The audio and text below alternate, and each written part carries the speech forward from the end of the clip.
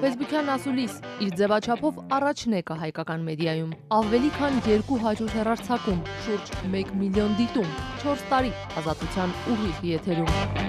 Գրեք ձեր հարցը Facebook-ում, ստացեք պատասխանը մեր ուղիղ եթերում։ Ամեն երեքշաբթի ժամը 16-ին Facebook-յան ասուլիս։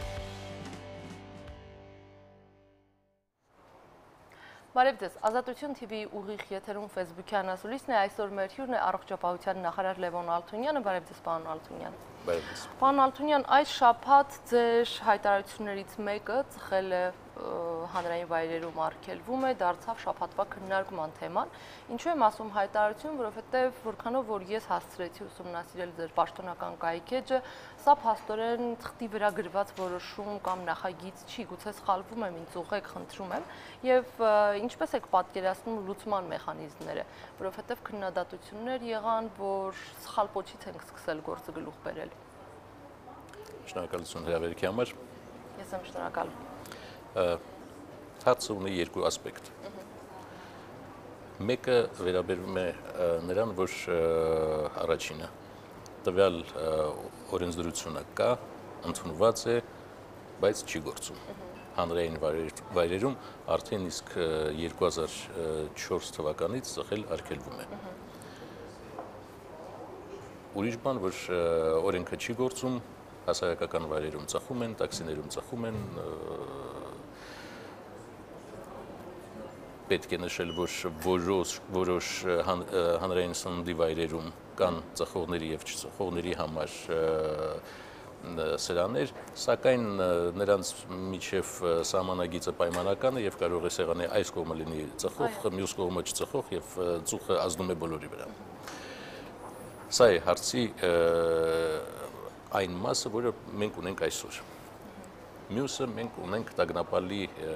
պատկեր ռուսկային հիվանդությունների եւ ինչպես նոր նշեցինք մինչ հաղորդումը դիաբետի հետ։ Երկուսն էլ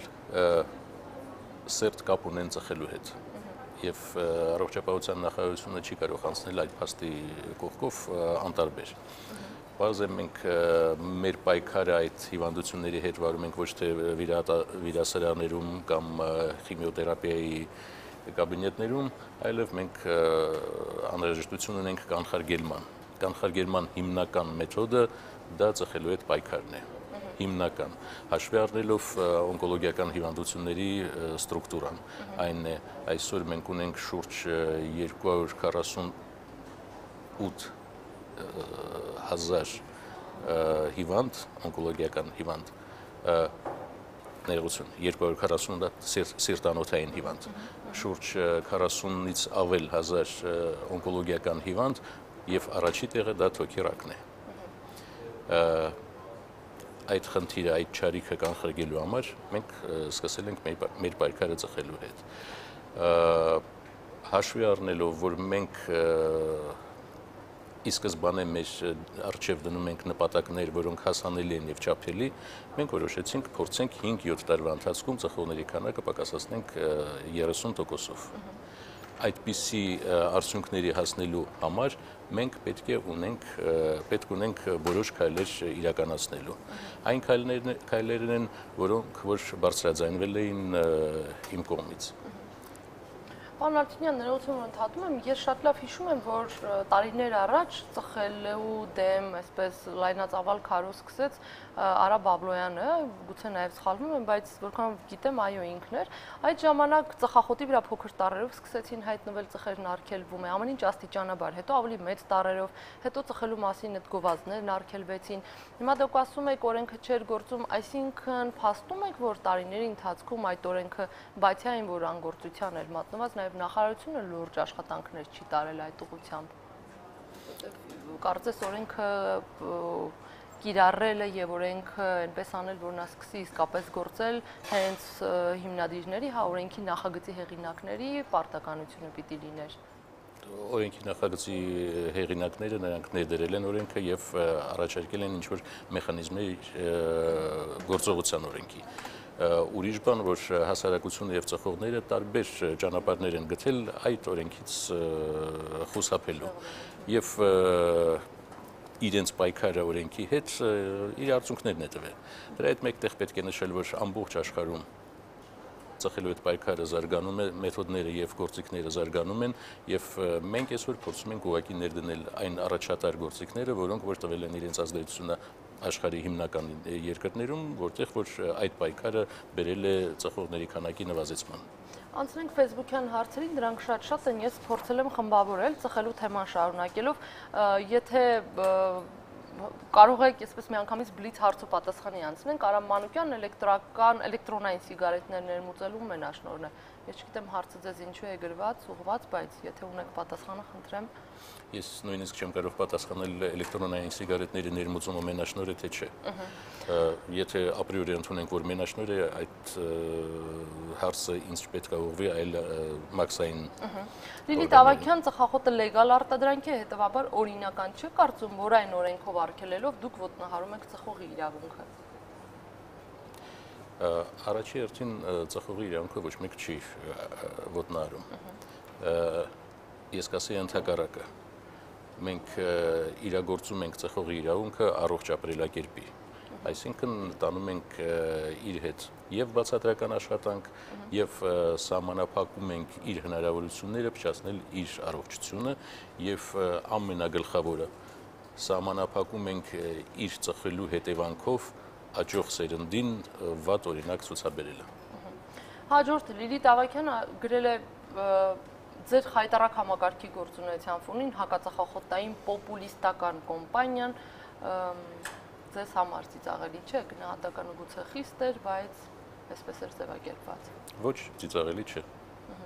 Իսկ ձեր կարծիքով ինչու է համակարգի գործունեությունը խայտարակ համարում օգտատերը։ Ես չեմ կարող օգտատիրոջ տեղը ասեմ, միգուցե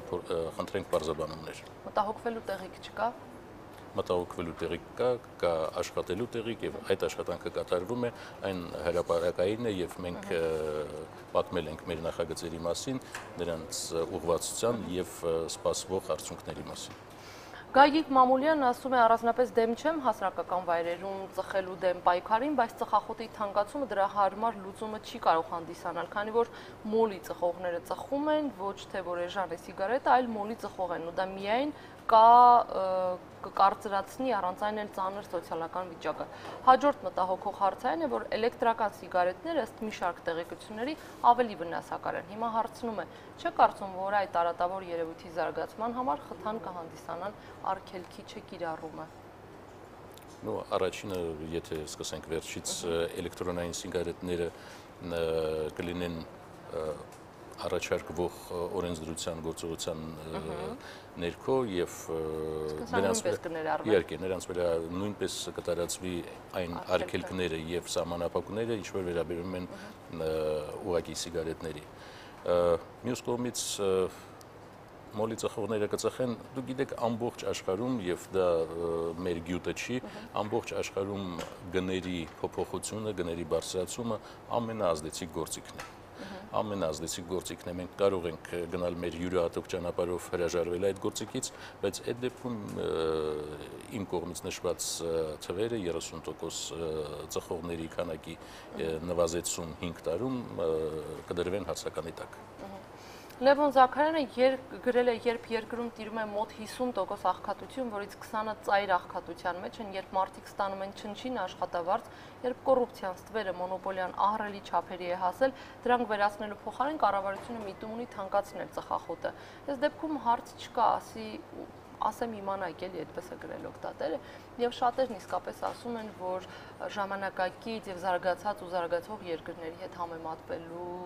համեմատվելուց առաջ պետք է նախ հիշենք, որ մեր երկրում իսկապես աղքատությունը 50%-ի է հասնում եւ մարդիկ շատ հաճախ նաեւ այդ սովը մեղմելու համար են ծխախոտ ծխում, հատկապես վարորդները։ Ես կասեի տվյալ հարցում երևի թե փորձ է արվում հոգեբանական մանիպուլյացիաների։ Ինչի, որտեղ ծխախոտը ապրիորի հավասարեցվում է հացին, առաջի օգտագործման, առաջի անհրաժեշտության ապրանքատեսակներին, որը այդպես չէ, Ծխախոտը դա էլաստիկ, այսպես ասած, պրոդուկտ է, այսինքն ոչ առաջին անհրաժեշտության պրոդուկտ է եւ նրանից հրաժարվելը ոչ մի կերպ չի վատթարացնի կյանքի որակը եւ ընդհակառակը կբարելավի։ Դրա հետ մեկտեղ պետք է ասեմ, որ ամենաէժան ամենանվազգնով վաճառվող ծխախոտները ամսական բյուջեում կկազմում են մոտավորապես 18-ից 24000 դրամ։ Այն դեպքում, եթե երկրում նվազագույն աշխատավարձի շեմը 45000 դրամ է, մենք այստեղ խոսում ենք նվազագույն աշխատավարձային շեմի մոտավորապես 40%-ի վերադարձ ընտանեկան բյուջեի մասին։ Պարոն Արթունյան, Արթուր Ապրյանը գրել է, որ ասում էիք ծխողները անհաջողակ են, իսկ ինչ կասեք Չերչիլի, Ռուզվելտի, Սո Սարգսյանի, Համո Սահյանի եւ բազում ծխող հաջողակ այլ մարդկանց մասին։ Ինչ անցավ ձեր մտքով, երբ այդ պահին ասացիք, որ ծխողները անհաջողակ են։ Ես երբեք չեմ ասել, որ ծխողները անհաջողակ են։ Երբեք չեմ ասել, որտեվ իմ ընկերների բավական մասը, ղեկավարների մեծ մասը այսօր ծխում են։ Ես բառացիորեն ասել եմ, որ ամբողջ աշխարհում կերտվում է ծխողների անհաջողակ իմիջ այն նպատակով, որպեսզի երիտասարդ սերունդը զերծ մնա ծխելուց, որպեսզի նմանվի հաջողակ մարդկանց։ Եվ դա շատ ազդեցիկ գործիք է։ Եթե մենք հանենք հավասարության նշանը ծխողի եւ հաջողության միջև, հոգեբանական մոտիվացիան երիտասարդ սերնդի համար ծխելուն ինքը ստինքյան վերանում է։ Նպատակը դա է եւ մենք այդ նպատակին կծառայեցնենք հնարավոր մաքսիմալ մեթոդները, որպեսզի մեր 18 տարեկանից պակաս սերնդում ծխողների քանակը շատ ավելի նվազ լինի, քան հիմա։ Դուք որ ասում եք էմոցիոնալ ֆոններ ավելի շատ ստեղծվում եւ էմոցիոնալ մանիպուլյացիա է այդ, որ ծխախոտը համեմատում են առաջին կենսական անհրաժեշտության որոշ ապրանքների հետ։ Հիմա հարցը հետեւյալն է, դուք արդյոք չեք կարծում, որ աղքատության այսպիսի ցուցանիշ ունեցող երկրում իսկապես նաև այսպես գրպանին չէ, նաև ստամոքսին է հարված, երբ օրինակ վարորդներին արգելում են ծխել։ Իհարկե ճիշտ է, որ վարորդին ղեկին արգելում են ծխել, բայց արգելում են նաև հասարակական վայրում, արգելում են նաև եւ այլն, հա։ Օրենքը կար, ինչ փոխվեց դրանում, որն է տարբերությունը եւ ինչ նոր ասելիք կա նրա տարիներ առաջ գործող օրենքի մեջ եւ այն ինչ որ հիմա դուք եք ասում։ Ուզում եմ հասկանալ, իսկապես ընդունում եք, որ ոչինչ չի արվել այդ տարիների ընթացքում։ Այո, այսօր ընդունելով, որ օրենքը կա, բայց նրա իրագործման սահմանները բավական անհասկանալի են, մենք առաջարկում ենք նոր գործիքներ հին օրենքը կիրառելու նպատակով։ Ուժեղացնելու։ Այո, նոր գործիքներ, որոնք անհնարին կդարձնեն կամ շատ կդժվարացնեն օրենքը չկատարելու մասով։ Եվ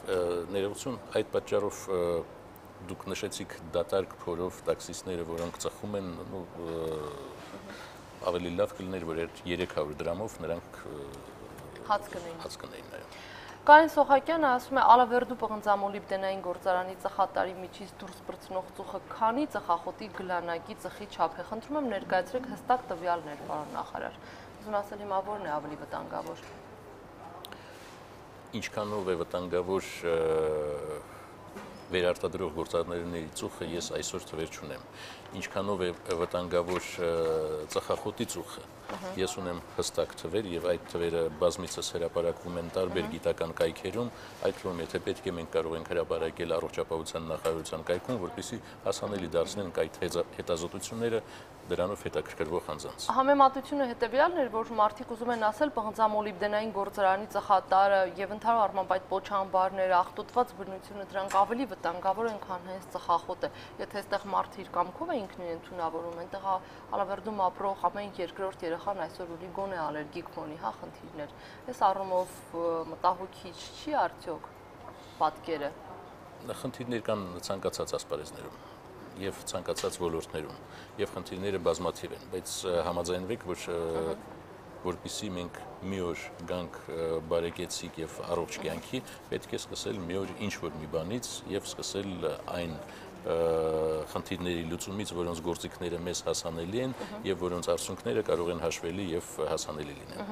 փորձենք ծխելու թեման ամփոփել, որովհետև հարցերն իսկապես հիմնականում ծխելու թեմայով են, բայց վերջին հարցը ասում է Մայքլ Բաբայան, պարոն նախարար, ողջունում եմ ձեր վերջին համարձակ նախաձեռնությունը, հավատացած եմ, որ հաջողելու դեպքում կհամարվեք առողջապահության լավագույն նախարար, իհարկե տարիներ հետո քանզի մեր օրերում ցանկացած նման քայլ առաջացնում է որոշակի արձագանք, բայց դա ժամանակավոր է եւ անցողիկ։ Դուք մի առիթով ասել եք, որ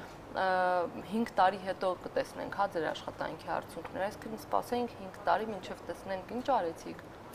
Շնորհակալություն պարոն Բաբայանին, ես հավատացած եմ, որ մենք հաջողության կհասնենք եւ կարծում եմ, որ այն մարդիկ, որոնք կիսում են նախարարության դիրքորոշումը, նրանք մեծամասնություն են։ Ուղղակի միշտ ավելի լսելի են ընդդիմադիրները։ Հիմա այն որ ասում եք ձեր ծրագրերը հիմնականում 5 տարի հետո մենք կտեսնենք արդյունքը կգանք, ինձ գոնե մտահոգում է սպասել 5 տարի, չկա այնպիսի ծրագիր, որ արդյունավետությունն ավելի արագ լինի։ Ծխախոտի դեմ պայքարի ծրագիրը ավելի արագ չի կարող տալ իր արդյունքները, որտեղ Միացյալ Նահանգների հետազոտությունը ցույց է տալիս, որ ծխողների քանակի կորը եւ թոքի քաղցկեղի կորերը, նրանք կրկնօրինակում են իրար 20 տարի տարբերությամբ։ Այսինքն կարելի է ենթադրել, որ այսօր մենք, այսպես ասած, ընկույզենի ենք տնկում եւ դրա արդյունքները կտեսնենք միառժամանակ հետո։ Նրանք կսկսեն արտահայտվել 4, 5, 7 տարի հետո։ Ապահովագրության թեմայով Անահիտ Սարգսյանը ասում է սոցփաթեթի առողջապահությանը տրամադրվող գումարները սկզբում տրվում էին ապահովագրական ընկերություններին։ Հետո որոշում կայացվեց դրանք տալ առողջապահության գործակալությանը։ Հիմա նորից վերադարձնում եք ապահովագրականներին։ Ինչն է պատճառը եւ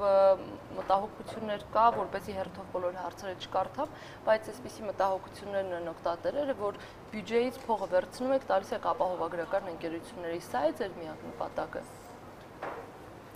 Հաշվի առնելով, որ այսօր ես ապահովագրական ընկերության տնօրեն չեմ, այլ առողջապահության նախարար, իհարկե ոչ, իհարկե առաջի հերթին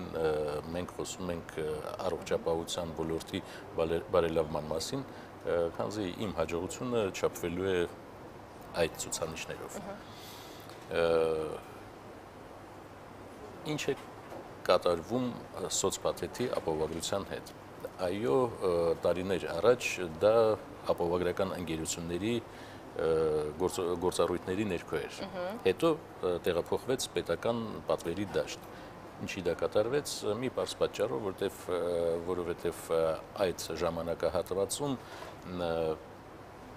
կարգավորման եւ վերահսկման մեխանիզմները կատարյալ չէին եւ ապահովագրական ընկերությունները իդեպ բարձր որակի սերվիս ծառայություններ տրամադրելու հետ մեկտեղ խնդիր ունեին պոլիսների դիստրիբյուցիայի, պոլիսների բաշխման եւ պոլիսների հաճախորդներին հասցնելու հարցում։ Այն է գործակալական ցանցի հետ հարաբերությունները կարգավորված չէին եւ դա բերեց որոշ չարաշահումների, որոնք ոչ մի կերպ դրա հետ մեկտեղ չանդրադարձան հաճախորդների սպասարկման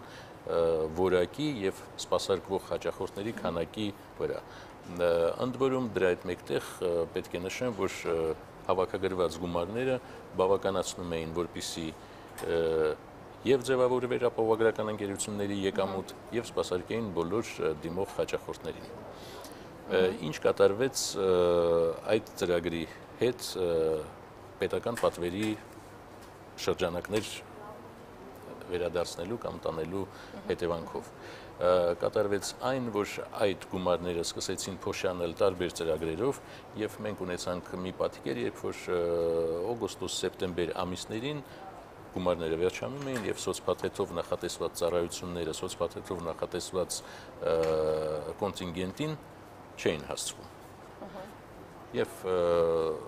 նախարարությունը, առողջապահության կազմակերպիչները խնդիր ունեցան, երբ որ իրոք պետք եղավ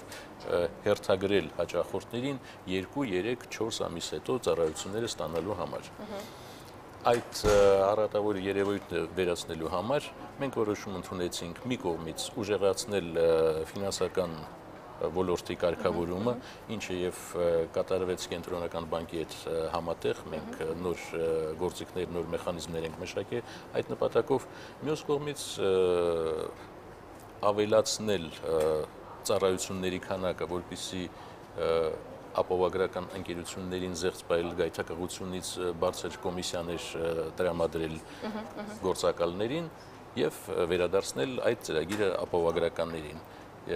Այսպիսով մենք հասնում ենք նրան, որ վերադարձնում ենք բարձր մակարդակի ծառայությունները եւ ապահովագրական եւ ծառայությունների մատուցման հասանելիությունը ամբողջ տարվա ընթացքում ամբողջ կոնտինգենտին, մյուս կողմից առատավոր երևույթները կվերանան։ Պարոն Ալթունյան, մտահոգություն կա, որ պետպատվերի գումարները եւս տրվելու են ապահովագրական ընկերություններին, հարցնում է նաեւ Անահիտ Սարգսյանն է հետաքրքրվում, ասում է, եթե այո, ապա երբ ու ինչ սկզբունքով է դա արվելու։ Հիմա եթե պետբյուջեից այդ ապահովագրության գումարը, որոշ շահառուների տրամադրվելու է ապահովագրական ընկերություններին, իսկ ինչ անելու նախարարությունը այս դեպքում։ Տեսեք, նախարարությունը դարձավ մի անիմաստ կառույց նախարարությունը այս դեպքում, եթե ամեն ինչ պիտի անի ապահովագրական ընկերությունը։ Մնաց միայն իրավական ակտերը մշակելու համար նախարարությունը, գուցե իսկապես վերանայելու խնդիր կա, որ նախարարության հիմնական խնդիրը բժշկական ծառայությունների ցանկը կազմակերպել առողջապահության ոլորտի ծառայությունների քանակը, որակը, հանրային առողջապահությունը կազմակերպել եւ հանդիսանալ որպես պետական ծրագրերով բժշկական ծառայությունների գնորդ։ Եվ գլխավորը, ինչպես ասացիք, հանդիսանալ մեթոդոլոգիական մի կենտրոն, որտեղ մշակվում են նորմատիվները, մեթոդները, մոտեցումները եւ պետական ռազմավարությունը։ Ընդհանրապես կոլեկտիվը ներողություն ունեցածում, քանի հոգի առողջապահության նախարարությանից հսկա անձնակազմ անելու միայն այդ գործառույթը, այսինքն ստացվում է, որ ամենածանր բեռը նախարարության ուսերից վերցնում ու տալիս ենք ապահովագրական ընկերություններին։ Այսօր առողջապահության նախարարության կոլեկտիվը կազմում է մոտ 190 հոգի։ Չէի ասել, որ դա ահավոր մեծ թիվ է։ Եվ թիվը բավական է, որպեսզի զբաղվեն այն գործառույթներով, որոնք ես նշեցի։ Հիմա ինչ վերաբերում է այս մտահոգությանը, թե պետպատվերի գումարները ամբողջությամբ տրվելու են ապահովագրական ընկերություններին, եթե այո, ապա ինչ սկզբունքով է դա արվելու։ Մենք մեր առջև խնդիր ենք դնում, որպեսզի հասանելի եւ մատչելի դարձնենք բարձր որակի բժշկական ծառայություններ մեր ողջ բնակչությանը։ Այստեղ դա պետպատվեր է, թե մենք ձեռք ենք բերում ապահովագրական փաթեթներ, սա մեթոդների եւ մոտեցումների խնդիր է։ Եթե Արգարջան ունկնդիրը ունի իր մտախաղացումները այդ առումով, խնդրեմ մեր կայքը բաց է տարբեր տեսակի առաջարկների համար։ Ուղղակի պարզ կխնդրեի բացատրեք մարդկանց, ովքեր իհարկե գնահատում են եւ ուրախ են, որ լինելու առողջապահական ապահովագրություն, գոնե ես դա գիտեմ, որ լավ բան է, բայց անկախ ամեն ինչից, այո, պետպատվերի գումարները տրվելու են ապահովագրական ընկերություններին, եթե այո, ինչ գումարի մասին է խոսքը տարեկան։ Այսօր արդեն մշակվել է մի նախագիծ, որով 100,000 սոցփաթեթի շահառուներ օգոստոս-սեպտեմբեր ամիսներից կանցնեն ապահովագրական դաշտ, դրա դիմաց վճարները համապատասխանում են այն փաթեթին, որը ձեռք էր բերվում բյուջետային հիմնարկների կողմից վերջին 4-5 տարիների ընթացքում։ Ինչ վերաբերվում է մնացած անձանց, ասեմ այսպես, մշակվում է մի նախագիծ, որը շրջանառության մեջ կդրվի սեպտեմբեր-հոկտեմբեր ամիսներին եւ ամենայն հավանականության կսկսի գործել հունվար ամսից, որով 640,000 անապահով խավերի անձինք կանցնեն ապահովագրական դաշտ եւ կսպասարկվեն պարտադիր պետական ապահովագրության փաթեթով։ Այդ փաթեթը կնախատեսի հիմնականում բոլոր հիվանդանոցային ծառայությունները, որոնք որ կսպասարկեն ապահովագրական ընկերությունները։ Ամեն դեպքում նախագիծը այդպիսին է։ Ինչ կկատարվի ընթացքում, խորհրդարանում կամ կառավարությունում այդ նախագիծը դիտելուց այսօր դժվար է ասել, բայց նախարարության ներքո դա մշակվել է։ Ամեն դեպքում պետպատվերի հատկացվող ամբողջ գումարը չի գնալու ապահովագրական ընկերություններին։ Պետպատվերի գումարը այսօր 85 միլիարդ է, որից նախատեսվում է ուղղել այդ ծրագրին 640,000 բնակչի ապահովագրությանը մոտ 19 միլիարդ։ Օգտատերը նաև հետաքրքրվում է, մի այսպեսի ճշտում, դուք Ինգո Արմենիայի սեփականատերն եք։ Ես Ինգո Արմենիայի բաժնետերերից մեկն եմ, երևի թե ամենափոքրը։ Ամենափոքր բաժնետերը։ Այո։ Պետպատվերի գումարները արդեն խոսեցինք, որ ամբողջը չի տրամադրվելու, հիմա ասում են ինչ է նախատեսվում այն մարդկանց համար, ովքեր չունեն պետպատվեր ու սոցփաթեթ, ապահովագրական ինչ գումարի դիմաց, ինչ ծառայության փաթեթ նրանք կարող են ակնկալել։ Այսօր ապահովագրական ընկերությունների կողմից ֆիզիկական անձանց տրամադրվող առողջապահական փաթեթները թանկ են ու թերի։ Եթե խոսքը գնում է պարտադիր ապահովագրության օրենքի եւ փաթեթների մասին, ասեմ հետեւյալը, նախատեսվում է, որ ժամանակացույցը հետեւյալն է, ինչպես ասեցի, 100,000 անձ մտնում են ապահովագրական դաշտ օգոստոսից, եւս 640 անձ միանում են նրանց 2018 թվականի հունվարից, 2018 թվականի ընթացքում իրականացվելու է մշտադիտարկումներ այդ երկու ծրագրի գործողությունների եւ դրանց հաջողության կամ որոշ սխալների հիման վրա կմշակվի պարտադիր ապահովագրության օրենքը։ Մշակման աշխատանքները կտևեն 18-19 թվականներին եւ նախատեսվում է, որ 20 թվականից մենք կառաջարկենք պարտադիր ապահովագրության փաթեթ։ Հիմա դեռ պարտադիրի մասին չենք խոսում։ Հիմա դեռ պարտադիրի մասին չենք խոսում։ Այսօրվա բժշկական ծառայությունների գներով նախատեսվում է մոտավորապես 5-ից 6,000 դրամ ամեն անձի ամսական։ 5-ից 6,000։ Այո։ Պարոն Ալթունյան, մի քիչ ավելի մատչելի պիտի խնդրեմ, որ բացատրենք, որովհետև հեռուստադիտողներից շատերը տերմինոլոգիային գոնե ծանոթ չեն եւ դժվար ընկալելի է։ Հիմա եթե այսպես սեփական օրինակով, օրինակ ես օրինակ չեմ աշխատում որևէ տեղ եւ սոց շահառու չեմ։ Այս դեպքում ես ինչ ապահովագրությունից կարող եմ օգտվել։ Հաշվարկները հետևյալն են։ Երևի թե մի քիչ ծանրաբեռնև թվերով, բայց առանց թվերի դժվար կլինի բացատրել։ Հայաստանի Հանրապետության տարածքում հաշվառված է 750,000 աշխատող անձ, որոնցից 250,000-ը ստանում են միջինից բարձր աշխատավարձ եւ նրանց կառաջարկվի ապահովագրել ոչ միայն իրենց, այլև իրենց ընտանիքների անդամներին։ Հաշվի առնելով, որ միջին ընտանիքը 3.1 անձ է, մենք ստանում ենք մոտ 750,000, 760,000 արդեն իսկ պարտադիր ապահովագրությունով ապահովված անձ, որոնք ձեռք են բերում 6,000-անոց փաթեթները, վճարելով 6,000 դրամ ամսական ամեն մի անձի համար։ 750,000 անձին գումարվելու են այն 500,000-ը, որոնք ստանում են միջինից ցածր աշխատավարձ ապահովագրելով միայն իրենց, առանց ընտանիքների անդամների։ Իսկ այն ընտանիքներ, որտեղ պետական աշխատող չկա ընդհանրապես։ Խոսքը պետական աշխատողների մասին չէ, խոսքը ընդհանրապես աշխատողների մասին է։ Այսպիսով մենք ստանում ենք 1,250,000 անձ, որոնք ապահովված են պարտադիր ապահովագրությունով։ Մնացած բոլորի հոգսերը պետությունը կվերցնի իր վրա։ Ինձ համար մի քիչ հասկանալի չէ, փորձենք հիմա բացատրել, գուցե հասկանամ, հա, օրինակ դիաբետով հիվանդները, տարբեր այսպիսի հիվանդություններ, տարբեր խմբերի, հա, անվճար պոլիկլինիկայում արդեն հետազոտվում են։ Հիմա եթե ապահովագրությունը պիտի արդեն կյանքի կոչվի, այս դեպքում ո՞րն է դրա նորությունը։ Մարդիկ այսպես թե այնպես գնում են պոլիկլինիկայում անվճար հետազոտվում են։ Հիմա պարտադիր այդ գումարը պիտի տանք ապահովագրական ընկերությունին, դուք շատ լավ փաստորեն այդ գործից տեղյակ եք ու գիտեք, որ ապահովագրական ընկերություններն ամեն ինչ անում են, որ գումար չտրամադրեն, որ գումար խնայեն, գոնե քաղաքականությունը այդպիսին է։ Ես չգիտեմ ինչ քաղաքականության մասին եք դուք ասում, բայց ես ոչ մի դեպք չգիտեմ, երբ որ ապահովագրական ընկերությունների ինչ որ գործողություններ են կատարել, որպեսզի խնայողություն կատարեն հաճախորդի հաշվին։ Միշտ այդպիսի աշխատանքներ կատարվում են բուժ հաստատություն ապահովագրական ընկերություն հարաբերությունների միջև։ Եվ ոչ, այսինքն ապահովագրական ընկերությունը վերահսկում է տրամադրվող բուժծառայությունների անհրաժեշտությունը, նրանց գինը, նրանց որակը, որտեղ երկարատև եւ անարդյունավետ բուժելը միշտ շատ ավելի թանկ է, քան թե միանգամից եւ արդյունավետ մինչեւ վերջ բուժել հիվանդությունը։ Այս է հիմնականում ապահովագրական ընկերոջ գործառույթը եւ դերը ապահովագրական ոլորտում։ Եվ այս դերն է, որ արժեքավորում է նախարարությունը եւ որ ուզում է գործի դնել մեր բնակչության իշա մեր բնակչության։ Այսինքն, եթե հիմա հիվանդանոցը պիտի գրի այս վիրահատությունը կամ բուժումն է պետք, ապահովագրական ընկերությունն էլ դեռ պիտի հետազոտի եւ որոշի կարեւոր է թե ոչ այդ հետազոտությունը։ Ապահովագրական ընկերությունը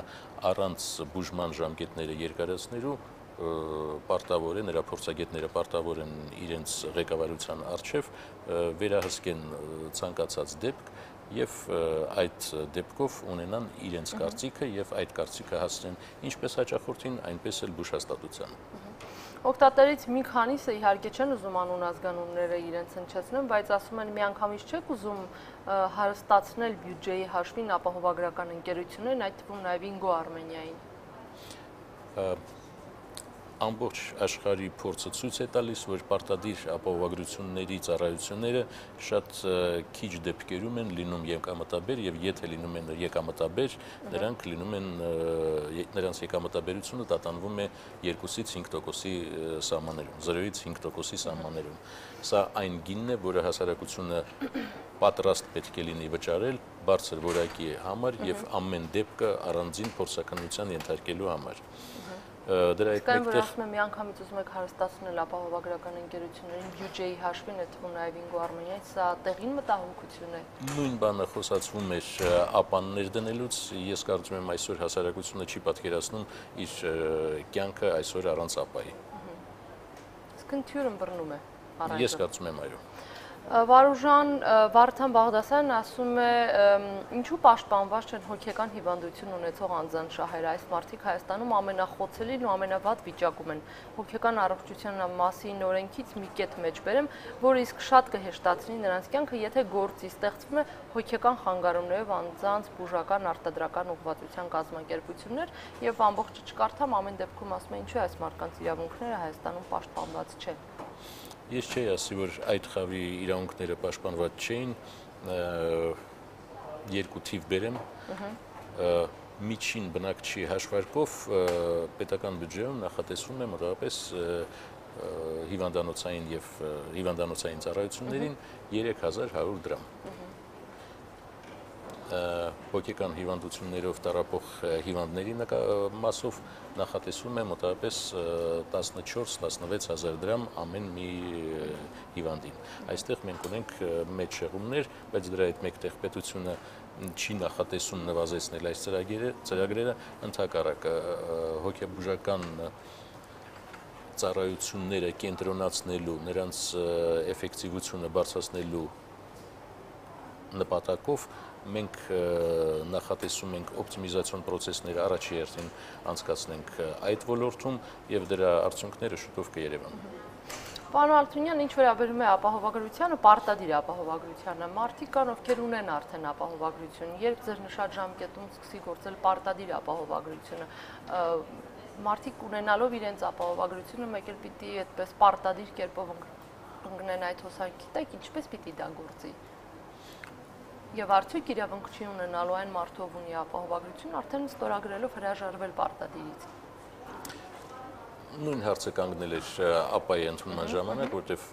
բավական չափով մարդիկ ունեին կասկո կամ պատասխանատվության ապահովագրություն։ Սակայն պարտադիր ապահովագրության օրենքը նախատեսում է, որ դա պարտադիր է բոլորի համար եւ անձը կարող է ձեռք բերել կամավոր ապահովագրության փաթեթ ի լռումն պարտադիրի։ Պարտադիր մասը ապահովելով նա կարող է ձեռք բերել եւս կամավոր ապահովագրություն, որը ավելի ծավալուն, ավելի որակյալ, ավելի հագեցված ծառայություններ տրամադրի։ Ակնհայտ է, որ 6000 դրամով ամսական պարտադիր ապահովագրության օրենքը կարող է հոգալ հիմնական ծառայությունները իրենց պարտադիր ստուգումները եւ հիմնական բժշկական ծառայությունները։ Այնպիսի ծառայություններ են, ինչպես օրինակ ատամնաբուժական կամ առանձին պալատներ կամ պատվիրված, այսպես ասած, բժիշկներ, կամ ընտրված կենտրոններ, դրանք պետք է ծածկվեն կամավոր ապահովագրության պոլիսներով։ Պարոն Ալթունյան, այսօրին նաև բողոքի այսպես ձայն են բարձրացրել ուսանողական պոլիկլինիկայի աշխատակիցները, նրանք ասում են, որ իրենց պոլիկլինիկան աշխատում է շահույթով, բայց լուծարման եզրին է,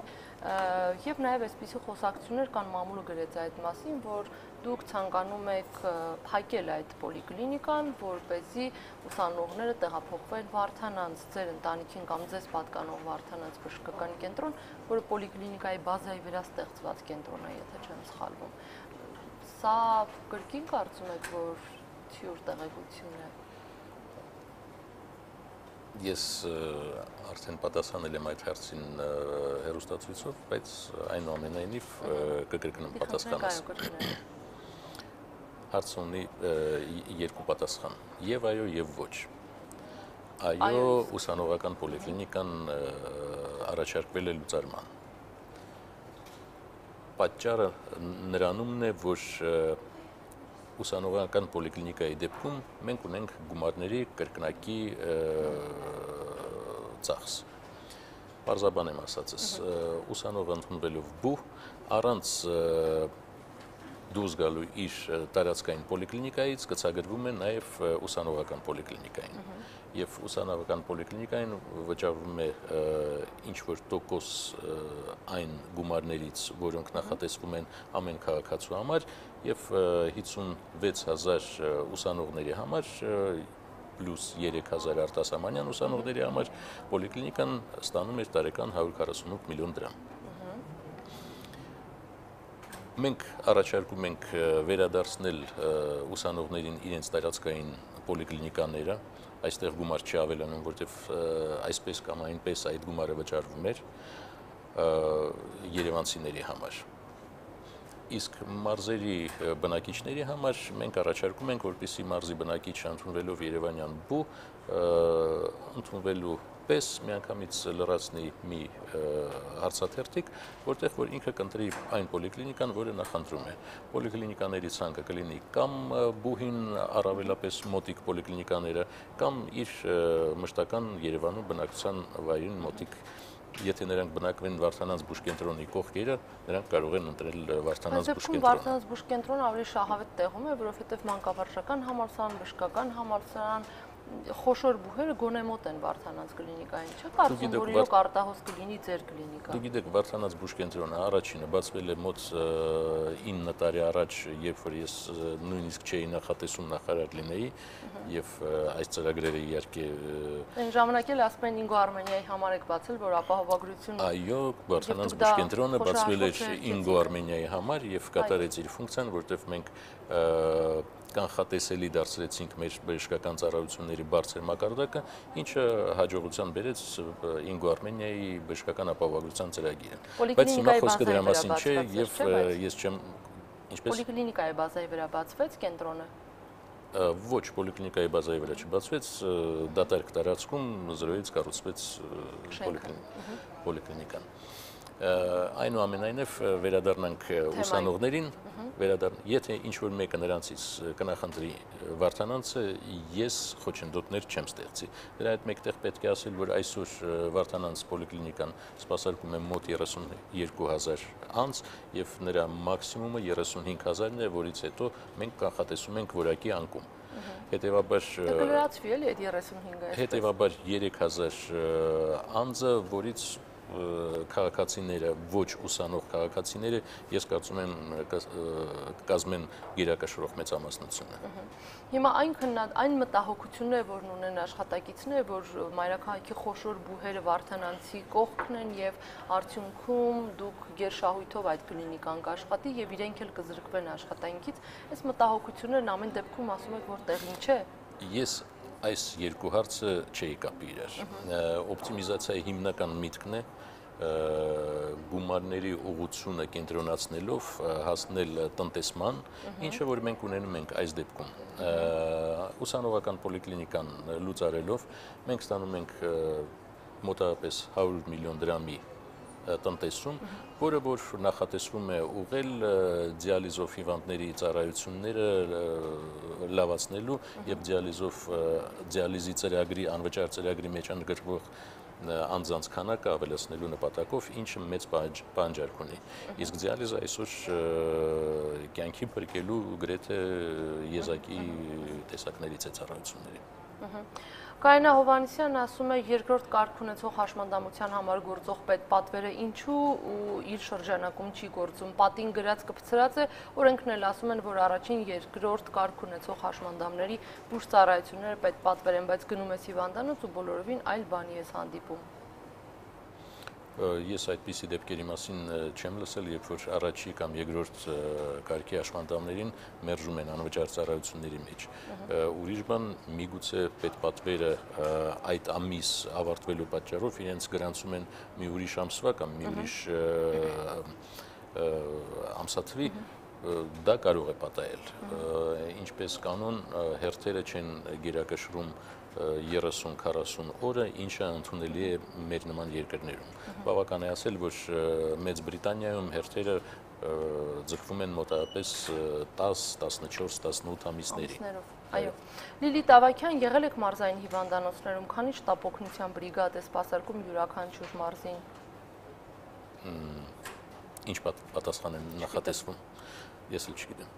Ես կարող եմ ուղղակի լրացնել, որ մարզային բուժկենտրոնները գործում են մարզպետարանների ենթակայության ներքո ու առողջապահության նախարարությունը բազմիցս կրկնել է, որ ոլորտի քաղաքականությունն է մշակում։ Արայիկ Հարությունյան, ներողություն, ես կարող եմ լրացնել, այնուամենայնիվ նախարարությունը իրենից պատասխանատվությունը չի հանում, բայց ես չեմ կարող ասել, որ կամ մարզ, որտեղ մենք ունենք շտապօգնությունների սակավություն։ Ուրիշ բան, մենք տարածված առատավոր պրակտիկա ունենք, երբ որ շտապօգնությունները սպասարկում են առաջնային օղակի ծառայությունները, երբ որ հասնում են ուղղակի ճնշում չափելու կամ դեղեր դուրս գրելու նպատակով։ Այս է ինչը խոչընդոտում է եւ դժվարացնում է շտապօգնության աշխատանքը եւ ոչ թե նրանց պակաս թիվ լինելը։ Բայց այնուամենայնիվ մենք նախատեսում ենք այդ թվի բարձրացումը մինչև 2017 այս տարվա վերջ, մոտավորապես եւս 200 մեքենայով։ Լուսինե Սողոմոնյան, ժամանակն ավարտվում է, ուղիղ եթերում հարցերն ավելանում են, ես չեմ կարող դրանք կարդալ, դեռ նախապես գրված հարցերն ենք մի կերպ հասցնում։ Լուսինե Սողոմոնյան ասում է, արդյոք գոյություն ունի իրականացվող բարեփոխումների քաղաքականության ուղղություն հստակ։ Այո, այդպիսի ուղղություն գոյություն ունի, բարեփոխումները մոտավորապես 20 նախագիծ է իրականացում այսօր առողջապահության նախարարության կողմից եւ հիմնականում նրանք ուղղված են առողջապահական ոլորտի գումարները ավելացնելու եւ գումարների արդյունավետը եւ թափանցիկությունը, ծախսման արդյունավետությունը եւ թափանցիկությունը հասարակության համար ապահովելու ոլորտում։ Հարցնում է, անընդհատ խոսում ենք սեփականաշնորհելուց ու լուծարելուց, որոնք են լուծարվելու եւ սեփականաշնորհվելու, ինչ հիմունքներով կամ սկզբունքներով են ընտրվել այդ հաստատությունները։ Այդ հաստատությունները չեն ընտրվել, օպտիմիզացիոն ծրագիրը իր սկզբնական շրջանում է, այսօր մենք զննել ենք 2 մարզ, Շիրակը եւ Արագածոտնը, եթե չեմ սխալվում, ծրագիրը իր հետազոտական փուլը ավարտելու է դեկտեմբեր ամսին, ինչից հետո մենք կանցնենք անալիտիկ փուլին։ Հիմա այդ հիմնարկների անունները կասեք լուծարվող, հասկանանք ինչ ցանկ կա եւ որոնք են դրանք, որտեվ հիմա արդեն կկարդամ Զարուհի Բաթոյանի հարցը, ով մտահոգված է կենտրոններից մեկի փակմամբ։ Լուծարվող հիմնարկների անունները կարող եք հրապարակել, թե դրանք։ Այսօր լուծարվում են 2 կենտրոն, դա 2 հիմնարկ, դա ուսանողական պոլիկլինիկաները եւ Կոշի վերականգնողական կենտրոնը։ Այս երկուսն են։ Իսկ օպտիմալացումը։ Ինչ նկատի ունեք օպտիմալացումը։ Այսինքն այստեղ օգտատերը գրել է սեփականաշնորհվելու, որոնք են սեփականաշնորհվելու, այդպես է գրել, եթե կա այդպիսի նախագիծ, խնդրում եմ ասեք հասկանանք։ Նախագիծ կա, հիմնականում բոլոր այն կենտրոնները, որոնք գտնվում են առողջապահության նախարարության կառավարման տակ, առաջարկվելու են կամ սեփականաշնորհվելու, կամ առաջարկվելու են հավատարմագրային կառավարման տրամադրելու։ Լավ, հիմա կարդամ Զարուհի Բաթոյանի հարցը, ով մտահոգված էր ձեր նշած բժշկական հիմնարկներից մեկի լուծարմամբ։ Մինչ դա կգտնեմ, Արամ Արամյան ասում է հարգելի պարոն Ալթունյան, դուք Կարեն Կարապետյանի կառավարության առավել քննադատվող նախարարներից եք։ Ակնկալում եմ ձեր կարծիքը այս հարցի վերաբերյալ։ Ըստ ձեզ ինչու եք ամենակննադատված նախարարներից մեկը դուք։ Ակնհայտ է, որ առողջապահությունը վերաբերվում է 3 միլիոն անհատի, որոնք ունեն իրենց կարծիքը։ Միայն այն զանգվածով, որին վերաբերվում են մեր ծառայությունները։ Սկզբում հղիների մայրական մահացությունների թեման ես հիշում եմ դարձավ քննարկման հարց, հիմա ծխելունը հաջորդը որն է լինելու։ Երևի թե օպտիմիզացիան հետո պարտադիր ապահովությունը։ Չեք խուսափում այդ քննադատություններից, պատրաստ եք անցնել դրանցով։ Քննադատությունները նշանակում են, որ մենք փորձում ենք ինչ-որ բան փոխել։ Այդ ճանապարհի վրա մենք չենք վախենում որոշ սխալներից, որոնք որ անխուսափելի են, եթե ինչ-որ մի բան անում ես։ Մենք պատրաստ ենք ծառայել մեր ժողովրդին այդքան։ Լավ, Արայիկ Հարությունյանը ասում է, պարոն նախարար, ինչպես եք պայքարում հիվանդներին արհեստական ներգրավելու պրակտիկայի դեմ, երբ մարդն իրականում հիվանդ չէ կամ հոսպիտալացման կարիք չունի, բայց պլան կատարելու համար բժիշկը հոսպիտալացնում է ավելորդ ֆինանսական խնդիր ստեղծելով հիվանդի համար։ Այսօր նման օրինակ նկարագրող նամակ եմ ուղարկել ձեզ, խնդրում եմ հետամուտ լինել։ Արայիկ Հարությունյան, Երևանի ավականու անդամ։ Նամակին հետամուտ կլինենք, իսկ պայքարելը ես արդեն պատասխանեցի ապահովագրական համակարգի միջոցով, ապահովագրական ընկերություններում աշխատող փորձագետների միջոցով։ Լուսինե Սողոմոնյան, վերջին շրջանում շատ մայրեր են մահանում երեխա ունենալուց, ինչ է արվում, որ նման դեպքերը չկրկնվեն, ինչ բարեփոխումներ եք տեսնում, որտեղ առողջապահության որակը կարծես նաև հենց դրանով է գնահատվում մայրական ու մանկական մահացությունների թվի նվազմամբ։ Ես կխնդրեի պրեսայում, ԶԼՄ-ներում եւ ընդհանրապես խոսակցությունների մեջ չստուգված փաստերով, չստուգված տեղեկություններ չտարածել, մայրական մահացությունը Հայաստանում չի բարձրանում, նա նվազում է, այսօր մենք ունենք ընդամենը ցավոք 1 մահվան դեպք, առաջի կիսամյակում, առաջի 6 ամսվա ընթացքում, ինչը նույնիսկ եվրոպական երկրների համար չափազանց լավ ցուցանիշ է։ Զարա Բաթոյան տարիներ շարունակ ծննդատներում ծնողին բուժանձնակազմի մեծ մասը խորհուրդ է տալիս հրաժարվել հաշմանդամություն ունեցող նորածիններից։ Տասնյակ ծնողներ կարող են դա փաստել իրենց փորձով։ Ծննդատանը չկա հոգեբան, ով կկարողանա կանխարգելել երեխային մանկատուն հանձնելու գործընթացը։ Ես այդպիսի պրակտիկայի մասին չեմ լսել, որ ծննդատներում լինեն հոգեբաններ, չնայած կիսում եմ մտահոգությունը եւ կարծիքը։ Ասում եք, գիտեք, որ հաշմանդամություն ունեցող կանանց սեռական վերարտադրողական առողջության պահպանման համար լրացուցիչ ծառայություններ ու ծրագրեր են անհրաժեշտ, ներառյալ սարքավորումները, բուժանձնակազմի համապատասխան վերաբերմունքը եւ իրազեկվածությունը, ծառայությունների մատչելիությունը, խոսքը ինչ գումարի մասին է։ Ես դժվարանում եմ միանգամից պատասխանեմ այդ հարցին, նայած ախտորոշում, նայած դիագնոզ, նայած անհրաժեշտ։ Մեր իրավունքը պաշտպանելու համար ինչ եք նախաձեռնում։ Զարուհի Բաթոյանը ունի հաշմանդամություն, Երևանի ավականու անդամ է։ Այդ հարցը այսօրվա օրակարգում չէ եւ եթե նա արդիական է Տիկին Բաթոյանի համար, նա կարող է դիմել նախարարություն։ Ասում է մայիսի 1-ից դադարեցվել է Օշականի մանկական վերականգնողական կենտրոնի ֆինանսավորումը պետբյուջեից, կենտրոնը ընդգրկված է պետական գույքի մասնավորեցման ծրագրում, սա այն հիմնարկն է, որի մասին խոսում էիք։ Հիմա հարցը հետևյալն է, ծրագրերը քննարկվել են ծնողների եւ ՀԿ-ների հետ, որոնք են երաշխիքները, որ մասնավորեցումից հետո կենտրոնը կշարունակի նույն ծավալի ծառայություններ մատուցել պետպատվերի շրջանում։ Այս գործընթացը որևէ կերպ չի անդրադառնա երեխաների վերականգնողական բուժման մատչելիության եւ հասանելիության վրա։ Որոշումը ընդունվել է երեխաների սպասարկումը լավացնելու նպատակով, ինչը արդեն կատարվել է նրանց կցագրելով մասնավոր բարձրորակ կենտրոն, որը տեղակայվում է այդ կենտրոնից ոչ Որ կենտրոնի մասին է խոսքը։ Կոշի կենտրոնի մասին է, որը կառուցվել է բարեգործների գումարներով եւ այսօր նաեւ կատարում է պետական պատվեր Օշականի երեխաների համար։ Լևոն Զաքարյանն ասում է, պարոն Արթունյան, ծխախոտի թանկացումը ըստ կատարվում է ժողովրդի առողջության բարելավմանը նպաստելու համար եւ օրինակ է բերել Առավոտ օրաթերթից մի հոդված, որտեղ ծանր վիրավորներից մեկն է, ով գլխուղեղի գլխի ծանր վնասվածք է ստացել, օգտատերն ասում է, զբաղվեք այս տղաներով, այլ ոչ թե սկսեք ծխախոտի թանկացումից։ Եթե թույլ տա կորեսպոնդենտը, մենք կզբաղվենք եւ նրանով, եւ նրանով։ Դա օգտատերից մեկն ասում է, ինչ ընթացակարգ է գործում դեղորայքի սերտիֆիկատ չներկայացվող դեղատների դեմ։ Մենք ունենք օրենսդրություն, որի ներքո նրանք տուգանվում են, տուգանքը ավելանում է երկրորդ կամ կրկնակի հայտնաբերելու դեպքում եւ քրեականացվում է, եթե դա կատարվում է պարբերաբար։ Ասում է, որ այս հարցով նաեւ թեժգիծ է զանգահարել, բայց արդյունք չկա։ Երևի թե պետք է զանգահարի ուժային կառույցների թեժգիծ։ Գևորգ Գևորգյան ինչ դիրքորոշում ունի նախարարությունը LGBT մարդկանց առումով, արդյոք հետերոսեքսուալությունից տարբերվող սեռականությամբ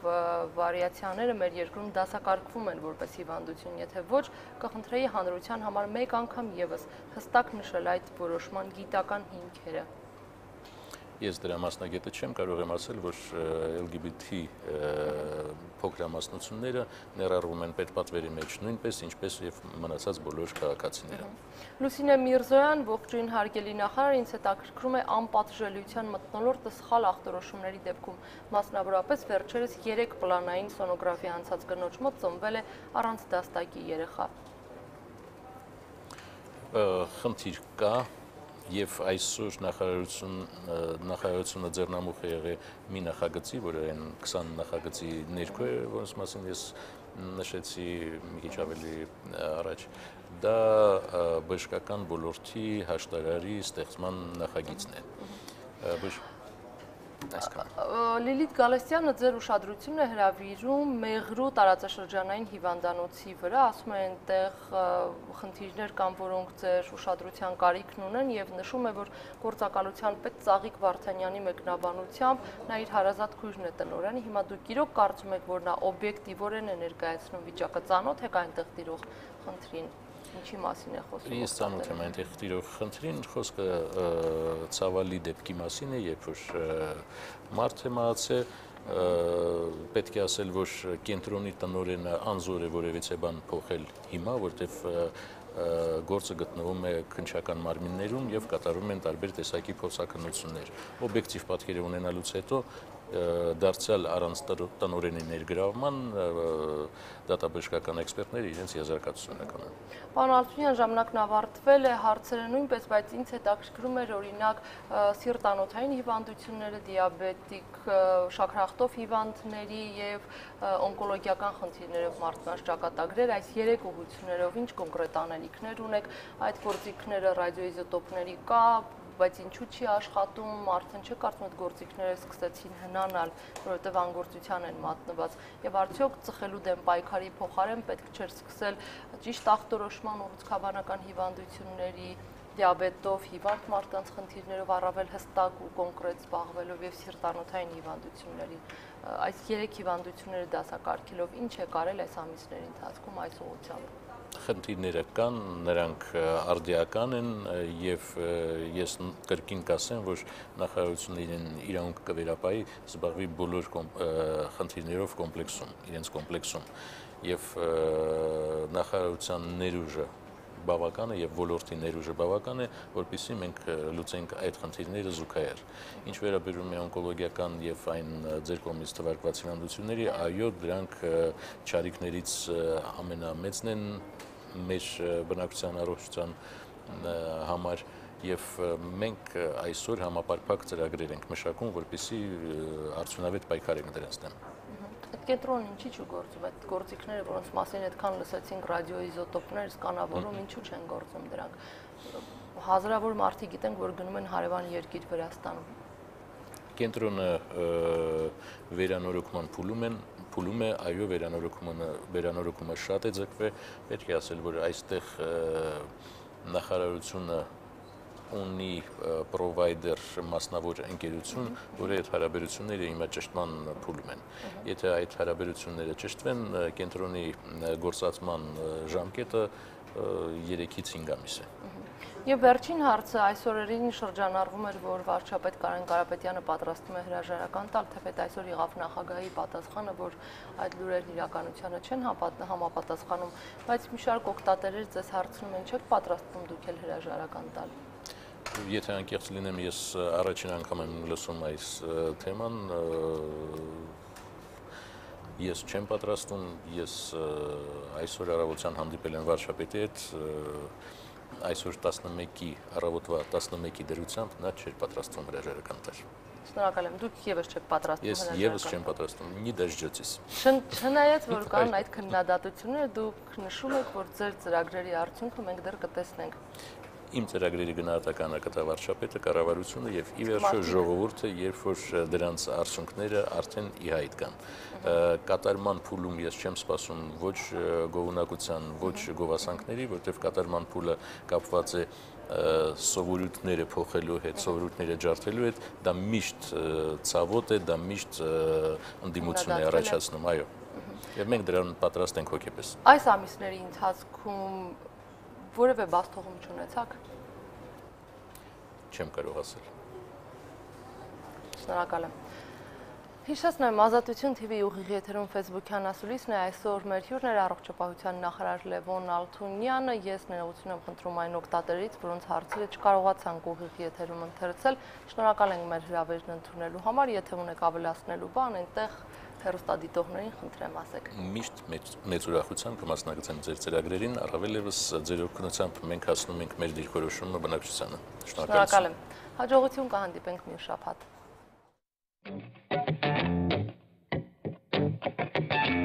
Facebook-յան ասուլիս իր ձևաչափով առաջն է հայկական մեդիայում։ Ավելի քան 200 հեռարձակում, շուրջ 1 միլիոն դիտում, 4 տարի ազատության ուղիղ եթերում։ Գրեք ձեր հարցը Facebook-ում, ստացեք պատասխանը մեր ուղիղ եթերում։ Ամեն երեքշաբթի ժամը 16-ին Facebook-յան ասուլիս։